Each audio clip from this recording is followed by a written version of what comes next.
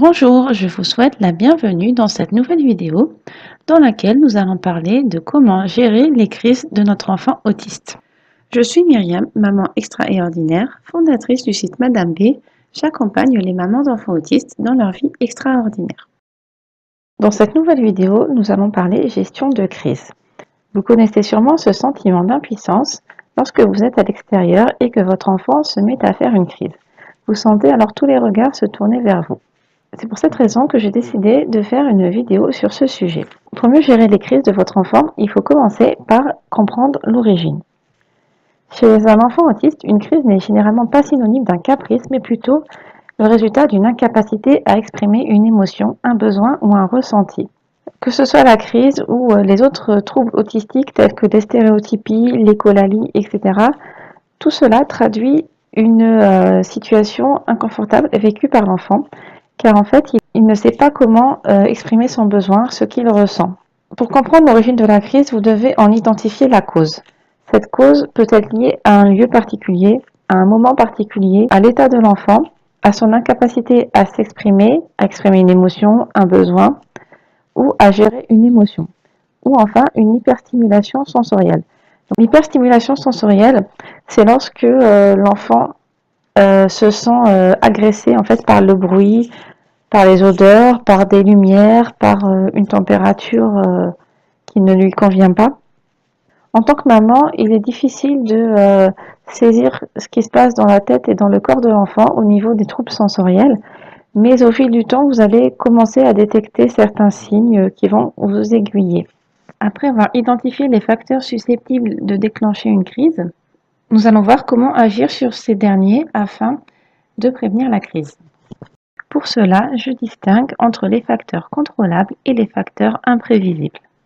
Les facteurs contrôlables, ce sont tous les paramètres sur lesquels vous allez pouvoir agir qui résultent en fait de vos choix. Par exemple, si vous savez qu'en allant à tel endroit, votre enfant va systématiquement faire une crise, vous pouvez décider de ne plus y aller. Autre exemple, si vous savez que le fait de mettre en marche le micro-ondes provoque une crise, eh bien vous allez trouver des moyens pour que votre enfant n'entende pas. Les facteurs incontrôlables, c'est tout ce qui est lié à votre enfant.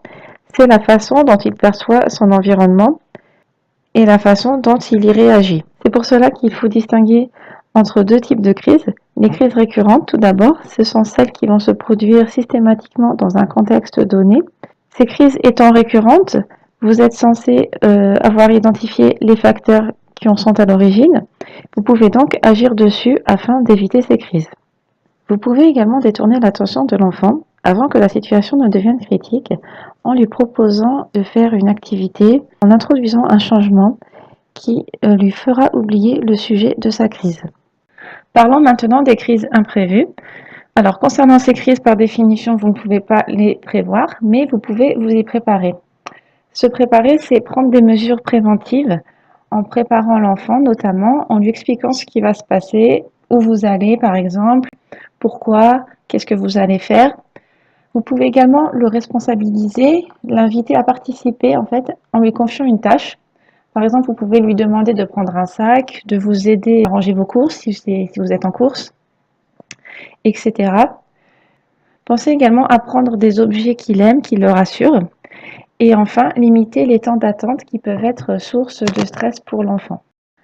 Malgré tous vos efforts, vous n'avez pas réussi à éviter la crise, vous devez donc l'affronter. Pour cela, le premier conseil que je peux vous donner, c'est d'être patiente. Je sais que ce n'est pas toujours facile d'être patiente, mais je vais vous expliquer pourquoi vous devez l'être. Tout d'abord, cela va vous permettre de mieux comprendre votre enfant, de comprendre pourquoi il fait sa crise, et par la suite, vous pourrez donc mieux la gérer. C'est pour cela que je parle d'un apprentissage par tâtonnement. Vous allez bien sûr devoir passer par des moments un peu difficiles lorsque vous ne saurez pas réagir à cette crise, mais au bout d'un certain temps, vous serez capable de la gérer comme les autres. Et surtout, ne culpabilisez pas si vous n'arrivez pas à garder votre calme dans certains cas.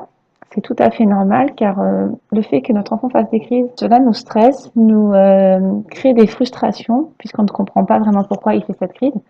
Et au final, on s'énerve contre nous-mêmes, alors que nous ne devrions pas le faire, car nous n'avons pas à nous rendre coupables du fait que notre enfant fasse une crise. Pour vous aider à mieux gérer les crises de votre enfant, je vous ai préparé un petit guide PDF dans lequel vous trouverez différents outils qui vous permettront de répertorier les facteurs déclencheurs de crise, mais également de préparer vos plans d'action pour les futures crises. J'espère que vous avez aimé cette vidéo. Si c'est le cas, partagez-la sur les réseaux sociaux. Pensez à vous abonner à ma chaîne YouTube en cliquant sur le petit papillon qui s'affiche en bas à droite de l'écran. Et retrouvez-moi sur mon site madameb.fr. À très vite.